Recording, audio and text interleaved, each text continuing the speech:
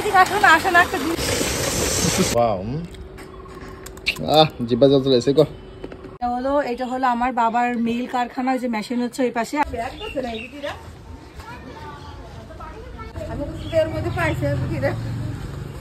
Factory এটা, তোলার factory. এটা হলো গোডাউন। গোডাউন হ্যাঁ এটা হলো এই যে এটা হচ্ছে মেশিন। এটা হচ্ছে মেশিন। এই যে এটা হচ্ছে মেশিন। ওয়াও। এই যে এই মালগুলো এখন বের করছে, বের করে এখানে প্যাকেট করে রাখছে। আর এইগুলো এখন মেশিন হচ্ছে 1 ঘন্টার জন্য ব্রেক দেয়। এখানে তোলা তৈরি করা হয় না, ডাইরেক্ট ওখানে দেয়। আর ওখান থেকে ডাইরেক্ট মালগুলো সব এখান থেকে বেরোয় এখানে বস্তা বলে। আচ্ছা আচ্ছা আচ্ছা। ওই মেশিনে হচ্ছে কাঁচা জুটগুলো তো ভাঙানোর পরে এই তুলা তৈরি হয়। আর ওই তুলাটা ওখান থেকে বস্তাবন্দি করা হয়। বস্তাবন্দি করার পরে যেগুলোতে সব হচ্ছে এইভাবে গাড়ি এগুলোতে নিয়ে রাখা হয়।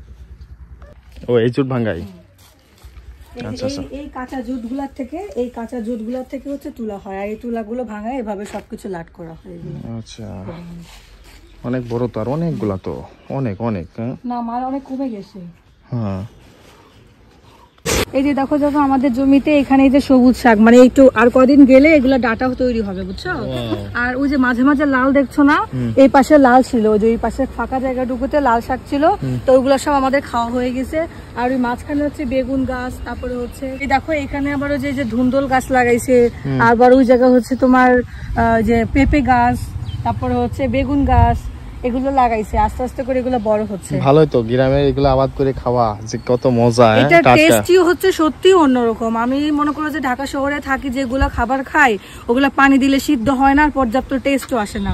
আর এই খাবারগুলো অনেক টেস্ট, যেভাবে আছে এইভাবে তুলে নিয়ে জাস্ট কোটা বাছা করে চুলাতে দিয়ে দিতে হয়। এটা স্বাদটা অন্যরকম। এই গাছের আম আমরা ঢাকায় বসে বসে অনেক খাইছি, জানো? এই গাছের মধ্যে সাপ ছিল, অনেক খাইছি এই গাছের আম বসে বসে।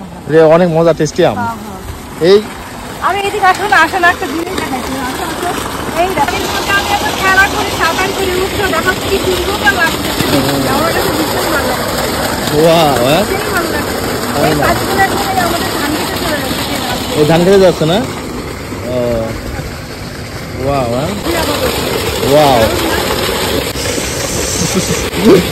দাদা ওয়াও।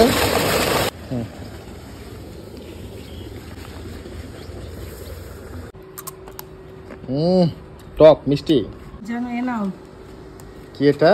এটা হচ্ছে আম। তুমি না বললা এই আমটা কি করে খাবা? এখন দেখো আমটা কি করে খেতে হয়, আমি তোমাকে দেখাবো কি করে খেতে হয়। হ্যাঁ এটা হচ্ছে বিট লবণ তৈরি করছো? ওয়াও, বাসায় তৈরি করছি। এখন তোমাকে তো দেখাবো এটা কিভাবে খেতে হয়। এটা তো হবে, এটা এইভাবে দেখি। জিহ্বায় তো জল চলে আসবে জান্নাত। কারো লোভ লাগলে আমি কিন্তু কোনোভাবে দায়ী নই, ঠিক আছে? কেউ জিহ্বাতে পানি ফেলেন না আবার আমাদের ভিডিও দেখে। ভালো লাগলে ভিডিওতে লাইক কমেন্ট শেয়ার করে দিবেন, কিন্তু কেউ জিহ্বাতে পানি ফেলবেন না দয়া করে। টক মিষ্টি কোনটা? টক তো হবে, যেহেতু কাঁচা আম। কাঁচা মিঠা না, এটা শুধু কাঁচা আম যে।